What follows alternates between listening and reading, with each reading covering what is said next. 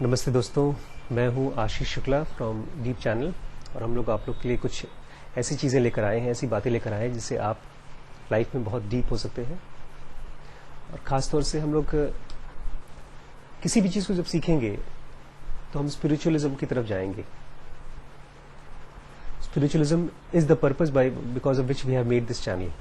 हम चाहते हैं कि हर बंदा लाइफ में स्पिरिचुअल हो। और जब मैं स्पिरिचुअल बोलता हूँ तो मेरा मतलब क्या है, बिकॉज एक फ्रेंड ने, हमारे अभी यूट्यूब फ्रेंड है, उन्होंने कहा कि आप स्पिरिचुअल कोई जर्नी नहीं होती और कोई एंड नहीं है जहां आपको पहुंचना है।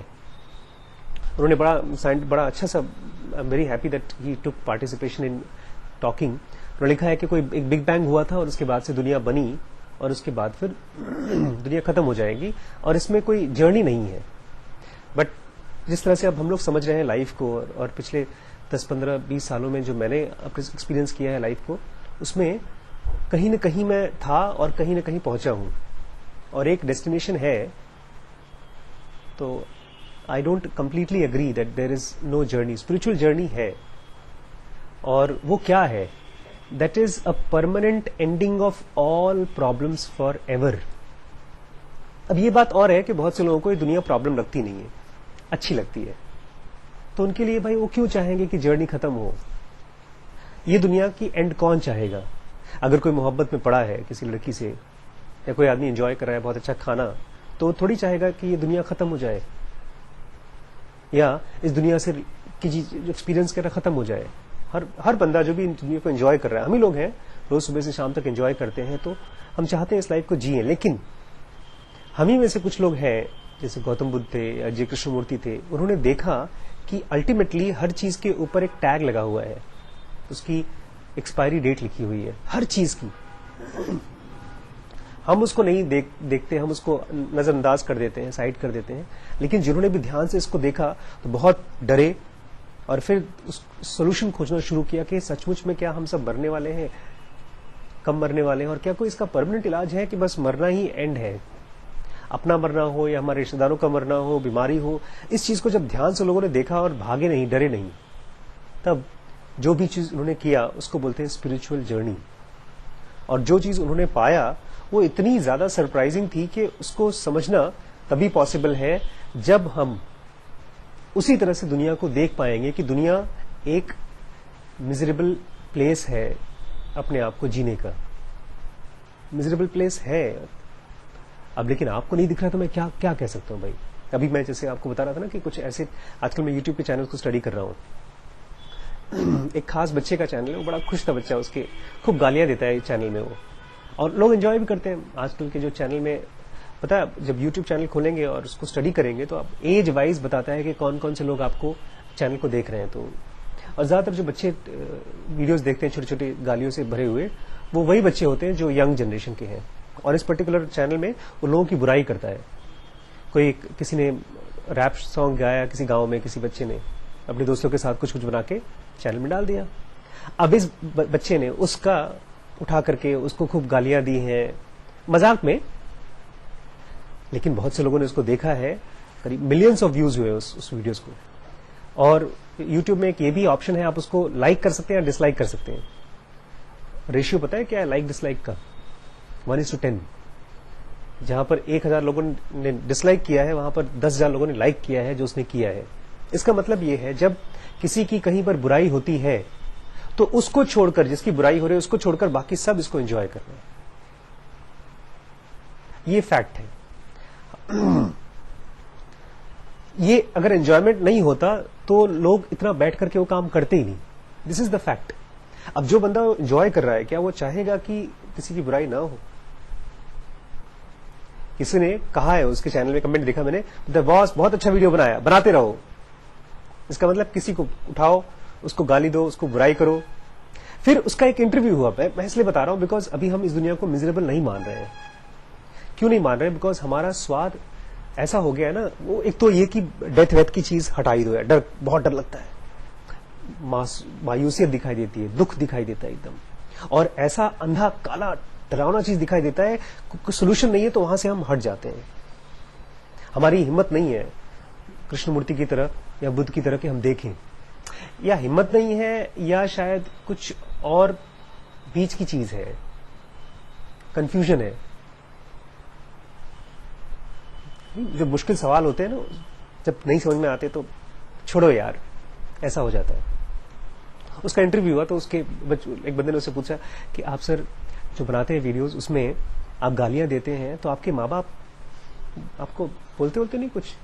तो उसने बड़ा अच्छा आंसर दिया, और वो दिखाता है कि हम सब दुनिया को बहुत एंजॉय कर रहे हैं, चाहे कितनी भी गंदी दुनिया हो। कहते हैं सर वो तो फैक्ट ये है कि हम सब गालियां देते ही देते हैं, हमारे माँ बाप भी गालियां देते हैं, और आजकल मार्केट में यही चल रहा है, चल ही रहा है तो मैं बना रहा हूं और पैसे आ ही रहे हैं। मैं क्यों बोल रहा हूं एग्जाम्पल इसलिए बोल रहा हूं बिकॉज किस चीज से आप किसको एंजॉय कर रहे हैं, जब तक उसको एंजॉय करते रहेंगे तब तक आप सच्चाई को नहीं देखने की हिम्मत डाल पाएंगे।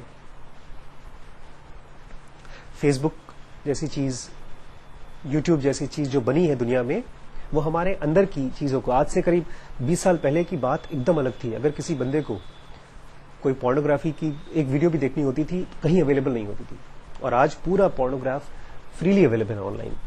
क्या इससे लगता है कि हमारी जनरेशन बहुत अच्छी हो जाएगी? नहीं, we will enjoy it much more. देखते रहेंगे देखते रहेंगे देखते रहेंगे, और वो चीज हम जितना देखेंगे, जितना कंज्यूम करेंगे, जिसको बोलते हैं content which we consume. Shrish बैठा रहता है यहाँ पे, और मैं आजकल यूट्यूब देख रहा हूँ बहुत, बगल में बैठा रहेगा, मुझे कुछ दिखाएगा कि पापा देखो मैंने लिखा है, मैं उसको बोलता हूँ हाँ अच्छी बात है, और मैं फिर अपने फोन में लग जाता हूँ। तो मैं क्या कर रहा हूँ, मैं कंज्यूम कर रहा हूँ एक कंटेंट, और जितना कंज्यूमशन होता है आप वैसे ही बनते जाते हो। पता है, जैसे आप खाना खाएंगे, आपको पता है 3 बीमारियां इस दुनिया में अब नई हैं और बहुत ज्यादा हैं, और वो 3 बीमारियां हमारी ऐसी हैं कि उसका इलाज ही नहीं हमारे पास। हार्वर्ड की स्टडी नहीं, बुक पढ़ी थी आपने? कौन कौन सी? डायबिटीज थी, आंख हमारी बदलती जा रही है, जब से हम लोग वीडियोस को देख रहे हैं ढेर सारा, उससे हमारी आंखों का एक स्ट्रक्चर ही बदल रहा है। और पैर, हम लोग चप्पल और जूतों के आदी पड़ गए हैं, तो पैरों का स्ट्रक्चर बदल रहा है। उसका प्रॉपर बुक है कि diabetes is disease of our race.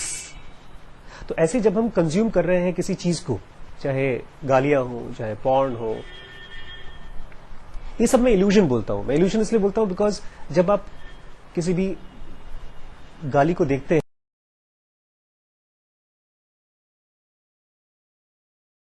हैं,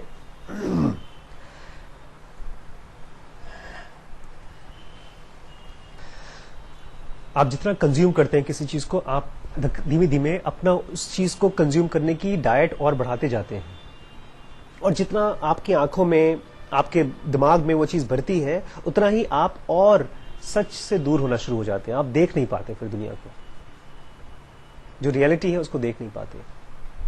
आज मैं जो बताने वाला हूं आपको 0 to 1 का, हमने कल थोड़ा जिक्र किया था पावर लॉ। पावर लॉ किस चीज के बारे में है, क्यों कुछ लोग बहुत सक्सेसफुल होते हैं और बाकी लोग नहीं होते, ये पावर लॉ है। लेकिन ये किसी को पता ही नहीं है। ये इतना साफ है जैसे 2 + 2 = 4। ये इतना साफ है जैसे न्यूटन के लिए ग्रेविटी, लेकिन लोगों को पता ही नहीं है। और सर पता चलेगा तो क्या फर्क पड़ जाएगा? यार पता चलेगा तो आप सीधे वहीं जाओगे जहां पर सक्सेस है। पावर लॉ ये कहता है कि हर जगह पर डिस्ट्रीब्यूशन होमोजीनियस नहीं है। अगर मार्केट में 10 बच्चे निकलते हैं या 10 कंपनियां निकलती हैं, तो उसमें से सक्सेसफुल केवल 1 होगी और बाकियों के कंपैरिजन में बहुत ज्यादा सक्सेसफुल होगी। और जब आपको ये दिख जाएगा तो आप वहीं जाएंगे जहां पर सक्सेस है। फिर भी लोग जाते नहीं, और इसका सबसे बड़ा कॉज पता है क्या? आज पता चलेगा हम लोगों को। और अगर वो आप लोगों को मालूम पड़ जाएगा तो आप कभी भी उस चीज में फंसोगे नहीं, जो चीज में आप अभी हो। अभी पक्का है कि आप फंसे हो। तो मैं चाहता हूं कि हमारी ये टीम पावर लॉ को अच्छे से समझ जाए, और इसका सोल्यूशन क्या है ये भी अच्छे से समझ जाए। पावर लॉ समझ गए थे आप लोग कल? फिर से रिवाइज करो।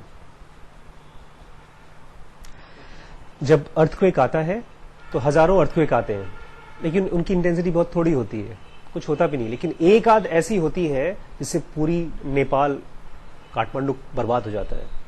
तो एक अकेला अर्थक्वेक पिछले 20-50 सालों के अर्थक्वेक से कंबाइंड इंटेंसिटी से ज्यादा होता है, एक अकेला, बाकी सबसे जीतता है।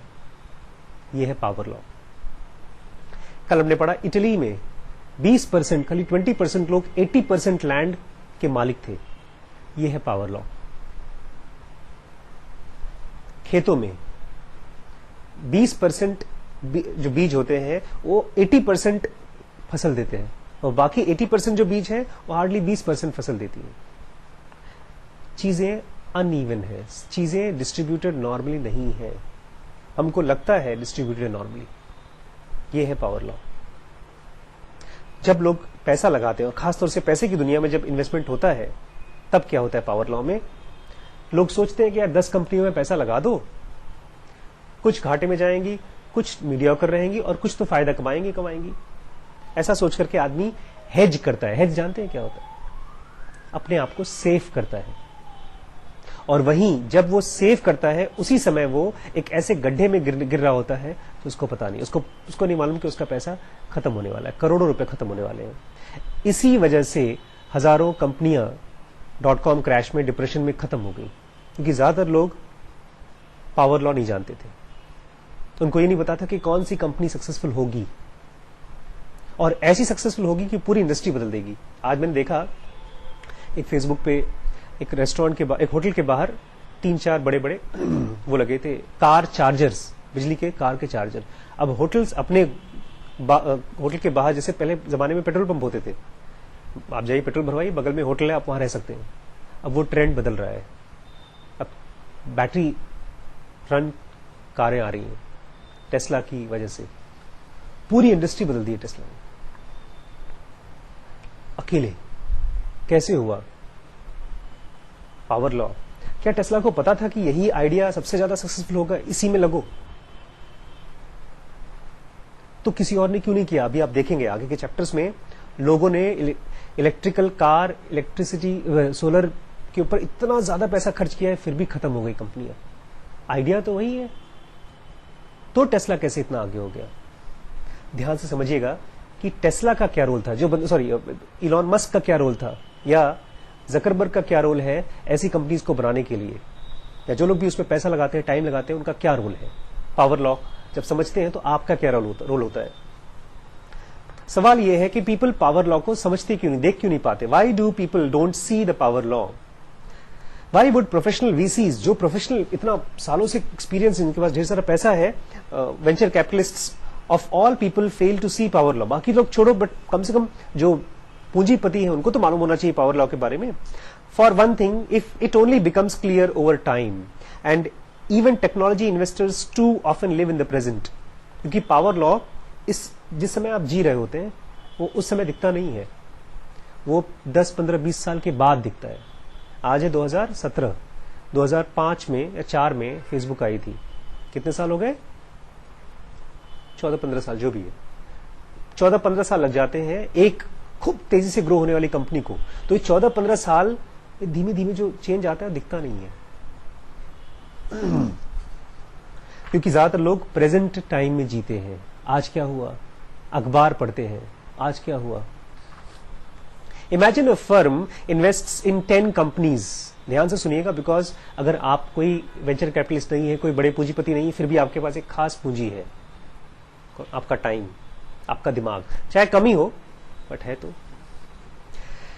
10 कंपनीज में इन्वेस्ट करना है with potential to become monopolies. उन सबके अंदर में बहुत बड़ा होने की पोटेंशियल है। Already an unusually disciplined portfolio. 10 companies में जब आपने पैसा लगाया, आपने 10 अलग अलग टाइप की कंपनीज को पैसा दिया, ये ऑलरेडी आपने गलती कर दी। Those companies will very similar in the early stages. शुरू में एकदम एक जैसी लगेंगी, बिफोर एक्सपोनेंशियल ग्रोथ। इससे पहले कि किसी में भी खूब तेज ग्रोथ हो जाए, उसके पहले सब एक जैसे लगती हैं। जैसे घर में 4 बच्चे होते हैं, चारों बच्चे पैदा हुए, वो तो बुढ़ापे में पता चलता है कौन सा बच्चा बहुत लायक था, कौन सा एकदम नालायक था। शुरू में सब एक जैसे लगते हैं। ओवर नेक्स्ट फ्यू ईयर्स, अगले 4-5 सालों में क्या होता है? Some companies fail while others succeed. कुछ खत्म हो जाती हैं और बाकी सक्सीड होती हैं। Valuation diverges. अब कंपनियों की जो कीमत थी, अब कोई ज्यादा कीमती है और कोई जीरो कीमती है। But the difference between exponential growth and linear growth will be unclear. लेकिन अभी भी जो ग्रोथ आपको डिफरेंस दिखाई देगा वो ऐसा होगा, हल्का फुल्का ग्रोथ है जरा सा। भाई एक 100 में से एक 110 हो गया है, एक 90 है, तो आपको लगता है ना 90 वाला 20 ही तो फर्क है, ऊपर आ भी सकता है 10 साल बाद। हाउ एवर द पोर्टफोलियो मतलब जो आपने पैसे लगाए हैं वो companies won't be divided between winners and losers. जो पैसा है विनर्स और लूजर्स में डिवाइड नहीं होगा, it will be split between one dominant investment and everything else. बस एक अकेला जीतेगा और बाकी सब खत्म हो जाएंगे। ये होगा कुछ सालों में। But no matter how unambiguous end result of the power law, it doesn't reflect daily experiences. रोज के एक्सपीरियंस में पावर लॉ रिफ्लेक्ट नहीं होगा आपको। रोज आप अगर कंपनीज को स्टडी करेंगे, मार्केट में शेयर कैसा गया, कितने एम्प्लॉइज हैं, क्या काम चल रहा है, कौन सा सॉफ्टवेयर डाला गया। जब फेसबुक का न्यूज फीड आया था, लोगों ने खूब बुराई की थी फेसबुक की। अचानक मेरा पेज किसी और के पेज में दिखाई दे रहा है, किसी और की पर्सनल फोटो मेरे पेज पे आ रही है। ऐसा हो गया था, मेरे गांव में किसी ने कुछ डाला है, उसकी फोटो मेरे पे आ रही है, बहू की फोटो ससुर के पे आ रही है। लोगों ने चिल्लाना शुरू कर दिया। बट ओवर द टाइम उसको अगर कोई देखेगा तो यही बोलेगा ना, फेसबुक गई। लोग यही कह रहे थे, फेसबुक गई। ये रोज की डेली लाइफ में रिफ्लेक्ट नहीं होता है। इसीलिए आप लोग भी जब रोज जीते हैं ना, रोज पढ़ाई करते हैं, कुछ चीजें ऐसे करते हैं जिसमें आपको मजा आता है, कुछ चीजों में आप बोर होते हैं, फिर भी आप करते रहते हैं। बहुत इंपॉर्टेंट रोल है आप लोगों का इसमें। देखिए, most of the companies they work with are by definition average. ज्यादातर जो कंपनीज के साथ इन्वेस्टर्स काम करते हैं वो एवरेज कंपनीज ही होती हैं। ठीक है। Most of the differences that investors and entrepreneurs perceive every day are between, ये बहुत खास वर्ड है, मैंने कहा था कल अमीर बनना है तो खास वर्ड्स को सीखिए। जो इन्वेस्टर्स देखेंगे जब कंपनियों को, तो उनको क्या दिखाई देगा पता है? RLS, relative levels of success. यार उसमें तो 500 एम्प्लॉइज हैं, इसमें है 700, तो कौन सी अच्छी है? 700 वाली। या उसके पास कितने कस्टमर है? 2000, इनके पास कितने हैं? 2200, तो 2200 वाली अच्छी है। Relative levels of success. आपको मिले हैं 10 में से 7, आपको मिले हैं 10 में से 9, ये बच्चा आपसे 2 नंबर ज्यादा अच्छा है। बिल्कुल, इसको बोलते हैं रिलेटिव क्या? Levels of success. But not between exponential dominance and failure. लेकिन आप दोनों को जब देखेंगे या 10 कंपनीज को देखेंगे तो आप ये नहीं बता सकते कि कौन सा बंदा जाकर के बिल गेट्स बनेगा और कौन सा बेचारा यहां बैठ करके अखबार पढ़ता रहेगा बिल गेट्स के बारे में। And since nobody wants to give up, और कोई भी आदमी ये नहीं चाहता कि गिव अप कर दे, बड़ा पंगा होता है लेकिन, क्योंकि and since nobody wants to give up on investment, और सब पैसा लगाना चाहते हैं, इसके पास पैसा है वो पैसा लगाना चाहता है। वीसीज यूजुअली स्पेंड मोर, ये बहुत ध्यान से सुनिएगा भाई साहब, ये बहुत बड़ी गलती है जो सारे वीसीज करते हैं। और जो भी पैसा लगाया आपने, तो वीसीज करते क्या है? VCs usually spend even more time on the most problematic companies. वो ज्यादा टाइम किसमें लगाते हैं? जो बेचारी कंपनी स्ट्रगल कर रही है, मैंने पैसा लगाया है, बजाय than they should be doing most obviously on successful companies। यार 2 पौधे लगाए तुमने, एक सड़ रहा है, एक बहुत तेज ग्रो हो रहा है, तो तुम लगे हुए हो सड़ने वाले पौधे को और खाद लगा रहे हो और पट्टी बांध रहे हो, दवाई लगा रहे हो, वो मर रहा है। और एक पौधा बहुत तेज ग्रो हो रहा है लेकिन उसमें तुमने कुछ लगाया नहीं।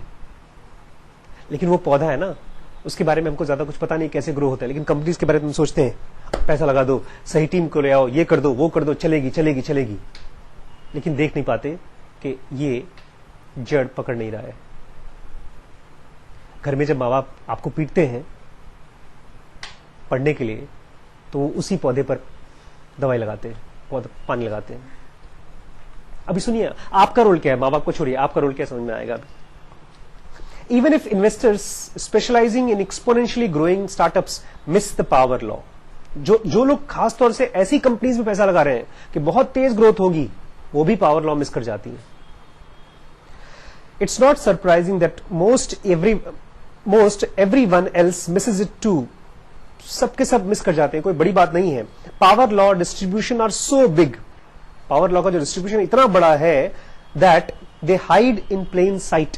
आज मैंने पावर लॉ का एक फोटो बनाया यहां पे, ये देख रहे हैं नीचे छोटे छोटे से, ये घास है, और एक और घास बनाया है मैंने। वो घास इतनी ज्यादा बड़ी है कि पेपर से भी ऊपर जा रही है। दिखती नहीं आंख को। नॉर्मल आंख से देखेंगे तो कुछ तो हाइट दिखाई देगी जो आपके सामने है, लेकिन ये उससे भी ज्यादा बड़ी चीज है। जब जकरबर्ग ने बेचा नहीं अपना याहू कंपनी उसको, तो ऐसे कुछ पावर लॉ उसके मन में था, मतलब ऐसी कोई चीज थी उसके मन में। For example, when most people outside silicon valley think of venture capital, ज्यादातर लोग जब पैसे रुपए के बारे में सोचते हैं, बाहर कंपनीज में लगाना है, they might picture a small and quirky coterie, कोई छोटी मोटी कंपनी सोच लिया, लाइक एबीसीज, स्टार्क टैंक, कोई छोटी मोटी कंपनी, ओनली विदाउट कॉमर्शियल्स, ठीक है, उसमें ज्यादा पैसा भी नहीं है। After all, less than 1% of the businesses started every year in US receive venture funding. बहुत कंपनीज को पैसा भी नहीं मिलता वेंचर फंडिंग। आज मैं जाकर के किसी वेंचर कैपिटलिस्ट को बोलूं कि भाई मेरे को पैसा लगाओ, मेरे पास ना बहुत अच्छा आइडिया है, स्पिरिचुअल वेबसाइट बनाएंगे हम, जैसा वर्कशॉप करेंगे बहुत पैसा आएगा, कोई नहीं देने वाला पैसा ऐसा। खाली 1% जो कंपनीज होती हैं उनको वेंचर बैकिंग मिलती है। And total VC investment accounts for less than 0.2% of GDP. Total GDP जितना है गवर्नमेंट का, मतलब पूरे देश का जितना पैसा है, उसका खाली 0.2% है जो इस तरह की कंपनीज में लगता है। बाकी गवर्नमेंट लगाती है और भी लोग लगाते हैं, बैंक्स लगाते हैं पैसा। लेकिन ये जो 0.2 है वो पैदा क्या करता है? But the result of those investments disproportionately propel the entire economy. लेकिन इसी 0.2 प्रोपोर्शन से पूरी की पूरी इकोनॉमी को धक्का मिल जाता है। ये ऐसा है जैसे एक अकेला बंदा ट्रेन को धक्का मार दे। 0.2% क्या होता है? कुछ नहीं होता। पता है कितना बड़ा धक्का देता है वो? Venture backed companies create 11% of private sectors job. 0.2% पैसा, लेकिन जो जॉब क्रिएट होती है वो 11%, ऑलमोस्ट 100 में से 90, और है कितना? 0.2%। They generate annual revenue equivalent to astonishing 21% of GDP. 0.2% पैसा लेकर के पैसा पैदा कितनी करती है? जीडीपी का 21%, 1/5 ऑफ जीडीपी। और टोटल पैसा जो बताते हैं, 12 कंपनीज पिछले 10-15 सालों में जो आई हैं, उन्होंने ऑलमोस्ट $2 ट्रिलियन पैदा किया है। More than all other technology companies combined. जितनी भी टेक्नोलॉजी कंपनीज कंबाइंड करके जितना पैदा करती हैं, उससे ज्यादा ये 12 कंपनीज ने पैदा किया है। ये दिखता नहीं है सर कुछ आपको। अरे सर दिखता नहीं तो हम करेंगे क्या? कैसे घुसेंगे उसमें हम? इसको देखने का एक अलग तरीका है, आध्यात्म, स्पिरिचुअलिज्म। आंख बंद करिए, ओम ओम करिए, आपको सपने में दिखाई दे जाएगा। किसको दिखता है यार? किसको दिखता है? कभी तो दिखा रहे हो आप। What to do with the power law? Sir हम पावर लॉ के साथ हम अचार डालेंगे? प्लीज हमको बताइए हम क्या करें। Thank you sir. आज ये चैप्टर खत्म हो जाएगा, लेकिन इस चैप्टर के साथ मैं चाहता हूं ये लेसन कभी खत्म ना हो आप लोगों के लिए। The power law is not just important to investors, खाली इन्वेस्टर्स के लिए बड़ी इंपॉर्टेंट चीज नहीं है, rather it is important to everybody, because everybody is an investor. आप सब लोग क्या है? इन्वेस्टर है। And entrepreneur makes a major investment just by spending here time working on a startup. आप जब किसी कंपनी के लिए जॉब भी करते हैं स्टार्टअप के लिए, तो अपना टाइम तो देते हैं। आप यहां पर आए हैं, आप स्कूल जा रहे हैं, आप किताब पढ़ रहे हैं, अपना टाइम तो दे रहे हैं किसी चीज को, ठीक है। तो आप इन्वेस्टर हुए। Therefore, every entrepreneur must think about whether her company is going to succeed and become valuable. इसलिए आपको यह सोचना पड़ेगा कि आप जिस चीज में टाइम खर्च कर रहे हैं वो सक्सेसफुल होगी या नहीं होगी। ये तो सोचना ही पड़ेगा ना। आपने एमबीए किया, आजकल एमबीए करने के लिए आप बड़े आतुर हैं ना, आकर वही खोजते रहते हैं। आप वो बीएससी कर रहे हैं, बीएससी मैथ्स कर रहे हैं, ऑनर्स मैथ्स, और आप अपनी वेंचर कैप आपकी अपनी कंपनी डाल रहे हैं आप, तो आप तो ये सोचना ही पड़ेगा ना कि सक्सेसफुल होंगे कि नहीं होंगे, ठीक है। When you choose a career, जब आप एक करियर चूज करते हो, you act on your belief. आप अपने विश्वास पर एक्ट करते हो ना। आपकी मम्मी बोल रही है एमबीए करने के लिए, आप खुद चाहते हैं एमबीए करना, खुद पक्का। इसका मतलब आपको विश्वास है कि आप एमबीए कर लेंगे तो आपको अच्छी नौकरी मिलेगी, राइट? और यही आपको भी विश्वास है कि जो आप पढ़ाई करेंगे उससे आपको अच्छी नौकरी मिलेगी, और आपको भी यही विश्वास होगा कि आपकी कंपनी जो है बहुत बड़ी कंपनी हो जाएगी। You act on a belief that the kind of work you do will be valuable decades from now. आज से 10 साल बाद जो भी आप काम करेंगे वो बहुत वैल्यूएबल होगा। क्या काम करेंगे आप? सर कोई नौकरी करूंगा सर। राइट? आप कौन सा काम करेंगे? कोई नौकरी करेंगे। और आप हमको अमीर बनाएंगे क्योंकि मैंने आपकी कंपनी में पैसा लगा रखा है। इस सेंटेंस को ध्यान रखिएगा, बिकॉज ये सेम सेंटेंस जेफ बेजोस बोलता है अमेजॉन को रोज चलाने के लिए। आप मिस कर गए ना सेंटेंस, फिर से इसमें रिपीट करता हूं। When you choose a career, जब आप एक करियर चूज करते हैं, मैं आपके सामने बैठा हूं, लेक्चर दे रहा हूं, मैं एक करियर में हूं, टीचर के करियर में। When you choose a career you act upon a belief, आप एक विश्वास पे काम करते हो। किस विश्वास पे? That the kind of work which you do, जिस तरह का आप काम कर रहे हो। मैं वीडियो बना रहा हूं अपने, और मुझे लगता है ये वीडियो आज से 10 साल बाद इसकी बहुत कीमत होगी। होगी कि नहीं होगी? 10 साल बाद तभी कीमत होगी जब आज मेरे लिए कीमती है ये। Will be valuable decades from now. Jeff Bezos बोलते हैं हम अपनी कंपनी में वही चीजें डालते हैं जिसको हमको लगता है कि 10 साल बाद भी बहुत वैल्यूएबल हो। वो चाहते हैं कि 10 साल बाद लोग हमारी कंपनी में आए बजाय किसी और कंपनी में सामान खरीदने के लिए। जैसे एक चीज बोलते हैं कि वो आज से 100 साल बाद भी खत्म नहीं होगा।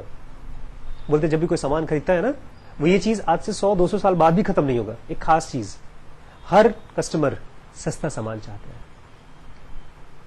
तो चाहते हैं कि अमेजॉन में सबसे सस्ता सामान मिले, चाहे उनके कॉम्पिटिटर का ही सामान अपने वेबसाइट पे बेचे हो।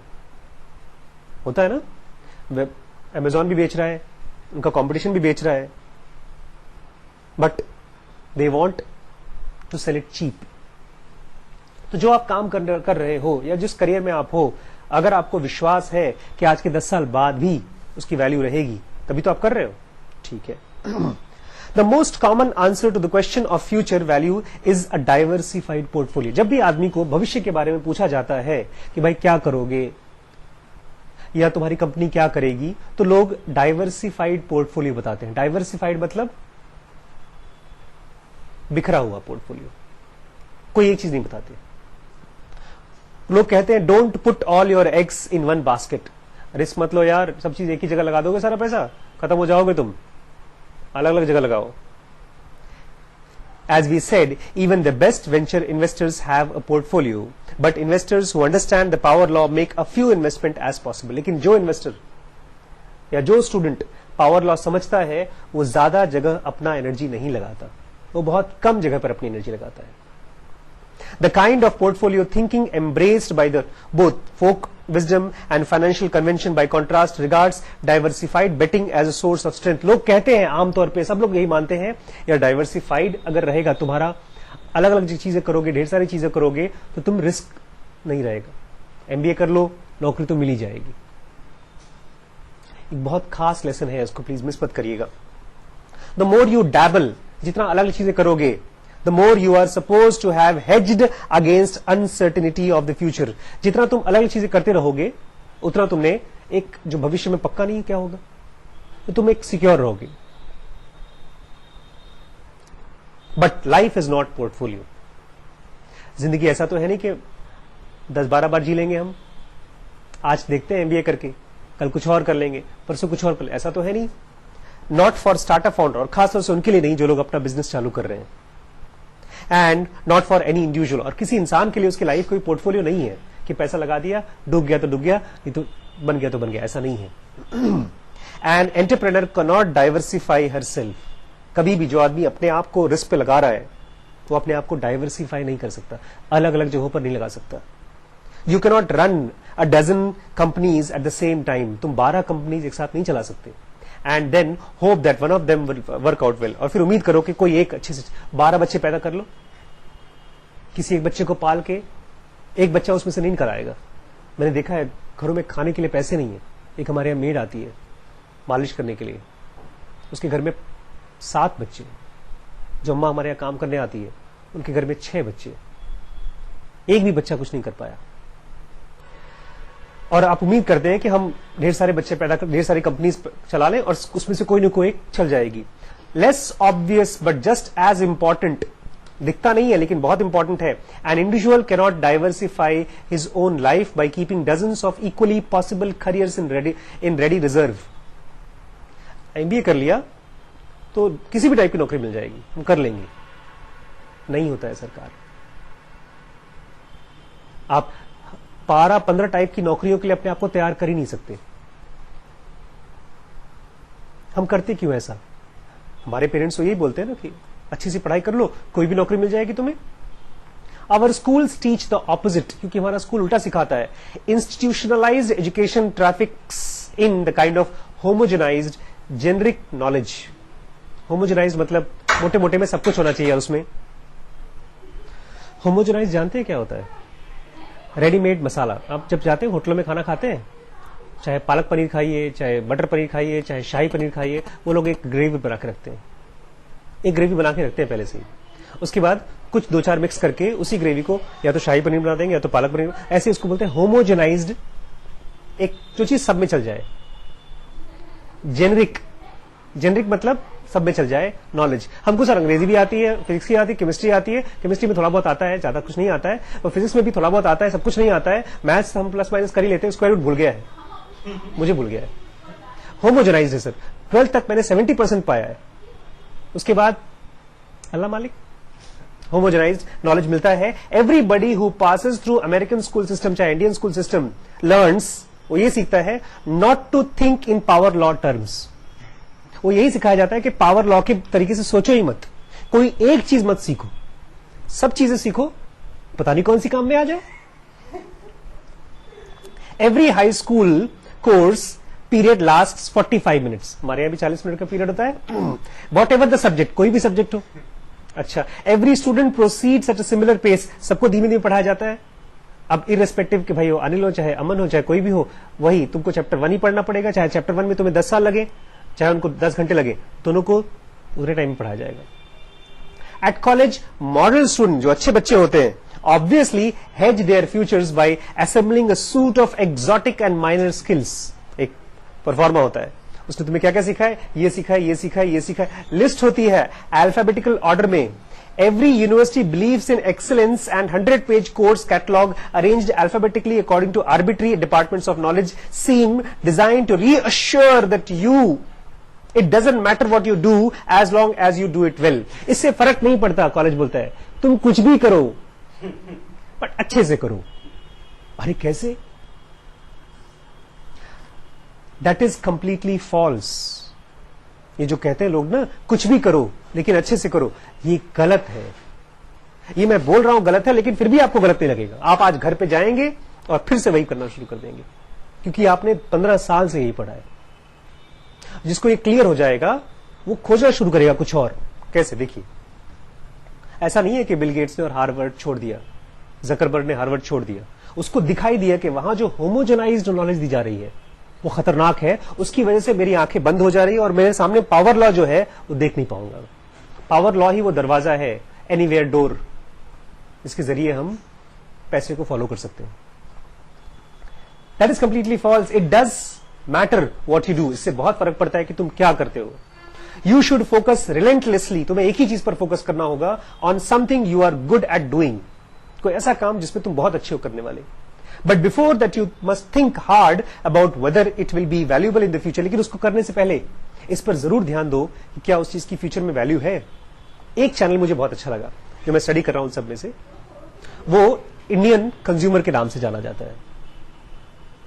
इतनी अच्छी वीडियो बनाता है वो। आजकल पता है वीडियोस में एक तो ब्लॉग होता है, ब्लॉग जानते हैं, अपने बारे में लिखते हैं, और एक होता है व्लॉग, VLOG। व्लॉग में आप बताते हैं अपने बारे में, लेकिन वीडियोस में। तो वो बंदा कोई है जो कैमरा लिया उसने, और उसने इतना बढ़िया रिव्यू दिया कैमरे से। 2 कैमरा लिया उसने, कोई कैनन का और एक निकॉन का, और दोनों का एक साथ एक ही स्क्रीन में आवाज, फोटो और पता नहीं क्या क्या चीजें दिखा दी, और मुझे क्लियर हो गया कि मुझे ये वाला खरीदना। फिर वो एक ट्रिप पे गया था वहां। अच्छा, बीच बीच में मैंने कहा ना आपको, वीडियोस में अगर आप यूट्यूब पे सक्सेसफुल होना चाहते हैं तो सर आप यूट्यूब क्यों सीख रहे हैं आजकल? बिकॉज बताऊं क्या है, you have to relentlessly focus on something you think it is going to be valuable in the future. चलिए, मैं तो बात बदल गया, मैं आपको फिर से वापस बताता हूं। वो बंदा जाता है होटल में खाना खाने, तो होटल की फोटो लाता है। बीच में जब बाइक से जाएगा ना, तो बाइक से फटाफट जाएगा और पीछे म्यूजिक डाल देगा। उसकी एडिटिंग बहुत अच्छी है, वो खुद ही एडिट करता है अपने वीडियोस। और वहां पर उसके घर पे लोग आते हैं उनके सामानों का ऐड कर देगा, ये देखिए हमसे मिलने आए हैं हमारे, उसके 3.5 लाख या 3 लाख से भी ज्यादा सब्सक्राइबर्स हैं। और वो जो यूट्यूब से कमाता है वो तो कमाता ही है, प्लस अब लोकल के दुकानदार उसके पास आकर के ऐड देते हैं, तो लोकल के बहुत से लोग उसको, he is now a TV channel, proper channel for localites. उसने पिछले 3, 4, 5 सालों में कम से कम वीडियो एडिटिंग सीखी होगी, रोज का 8-10 घंटे देता होगा। पता नहीं उसको डिग्री है कि नहीं है, पता नहीं उसको नौकरी मिलेगी कि नहीं नौकरी मिलेगी, लेकिन उसका काम देख लीजिए तो कोई भी उसको नौकरी पे रखेगा।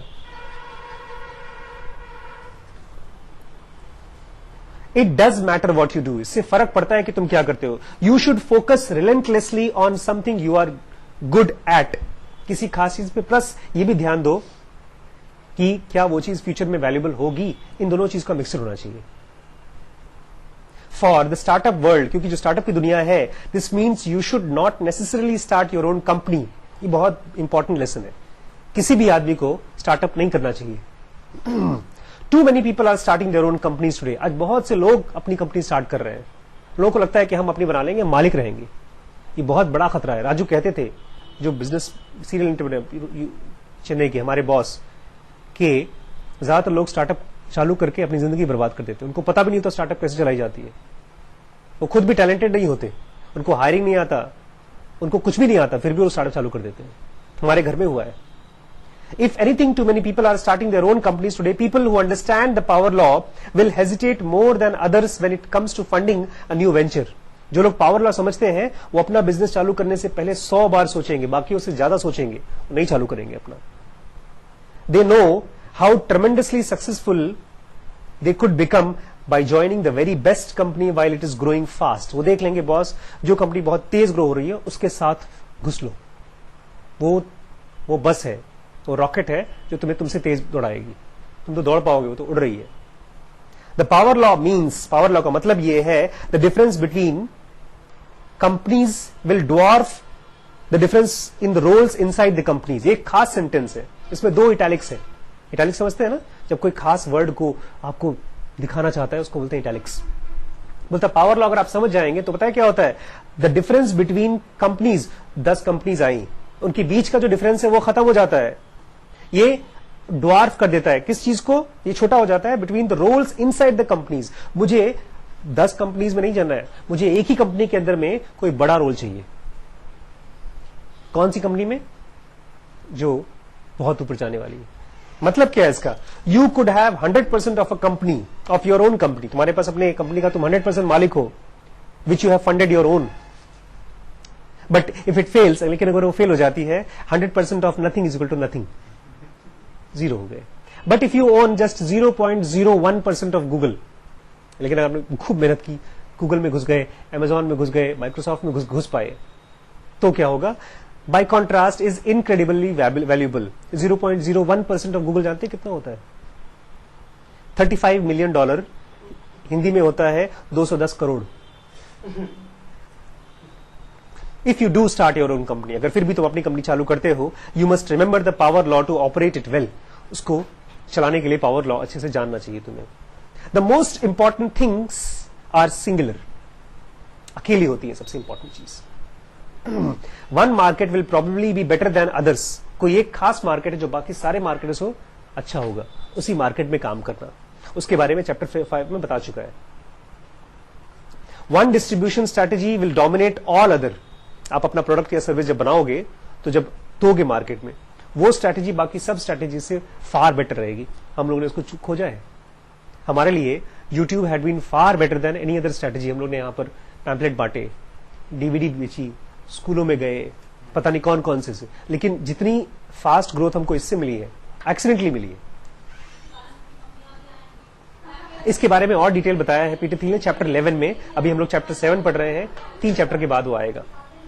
The best distribution channel. Time and decision makes themselves follow as a power law also.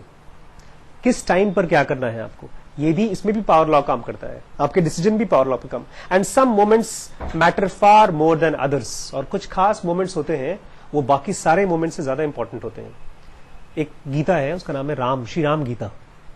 उसमें राम ने लक्ष्मण को कुछ कुछ बताया है, वो यही कहते हैं, राम उसमें कहते हैं, जिस बंदे का टाइम आ जाता है उसके साथ कभी दुश्मनी मत करो, उससे लड़ाई मत करो।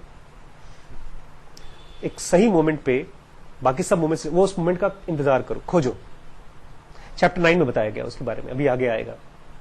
How ever you can trust a world that denies the power law. लेकिन अगर दुनिया को अगर लोग बोलते तुम्हें तो पावर लॉ नहीं, ऐसी दुनिया को विश्वास मत करो। To accurately frame your decisions for you, लोग क्योंकि तुम्हारे लिए डिसीजन लेते हैं तो ऐसा मत होने दो। So what's most important is rarely obvious, क्योंकि जो चीज बहुत इंपॉर्टेंट है वो दिखती नहीं है, बहुत बिल्कुल दिखती नहीं है। It might even be secret, शायद वो छुपी हो। But in the power law world you can't afford not to think hard about where your actions will fall on the curve. तुम जानते हो ना तुम्हें किस साइड में रहना है कर्व में। पावर लॉ का कर्व ऐसा है, इस ऊपर वाले में रहना है, तुम्हें यहां रहना है। अगर यहां रहोगे तो होमोजेनाइज तरीके से सोचो। कर लेते हैं कुछ ना कुछ यार, इंग्लिश, हिंदी, मैथ, साइंस कुछ भी पढ़ लेते हैं, कोई भी कॉलेज में घुस जाते हैं, कुछ भी सीख लेते हैं। ये सबसे ज्यादा जरूरी है कि तुम सीख क्या रहे हो। 0 to 1 मुझे पढ़ना था आज से करीब साल भर पहले। इसी किताब को पढ़ने के लिए मैंने 1 लाख रुपए खर्च किया, पता है आपको? 1 लाख रुपए खर्च किया है। कैसे? मैंने IIM में एडमिशन लिया, फीस दी, वहां लेक्चर में बैठा, और जब वो बंदा आकर के पढ़ा रहा था बिजनेस के बारे में, उसने कहा ये चीज कि you know one of the best books for business is 0 to 1। फिर मैं सोचने लगा भैया 0 to 1 में पढ़ूंगा कब? यही वो पढ़ाएगा नहीं, खाली बोल दिया। अब मेरे पास टाइम ही नहीं 0 to 1 को पढ़ने का। मैंने रिम्पी से कहा, रिम्पी भाई तुम पढ़ो IIM, मैं जा रहा हूं घर पे 0 to 1 पढ़ूंगा। 1 लाख की किताब है ये।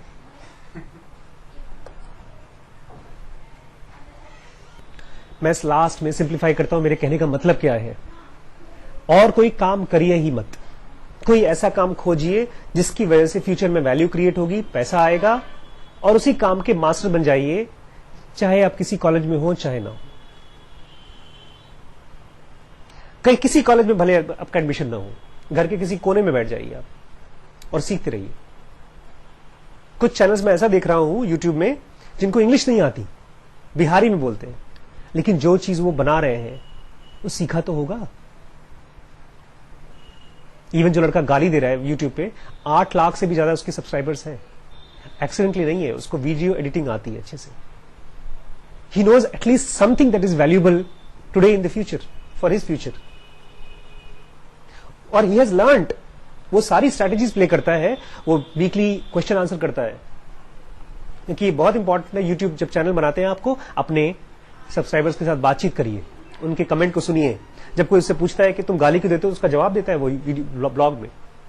ये वो भी करता है, आपके बाकी कौन, टेक गुरुजी भी करते हैं, गीकी गुरुजी भी करते हैं, सब लोग करते हैं।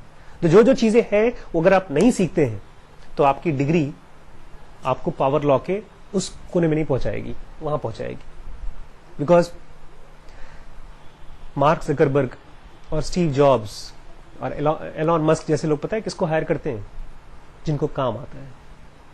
अभी आगे देखिएगा आएगा कैसे हायर करते हैं वो लोग, खास चीजें देखते हैं वो लोग। अच्छा, मैं आपको याद दिला दूं, जिन्होंने भी सब्सक्राइब नहीं किया हमारा चैनल, नीचे रेड कलर का बटन है, उसको दबा दें, और नीचे एक बेल बना हुआ है, उसको प्रेस करेंगे तो फटाक से आपके पास मेल आ जाएगा।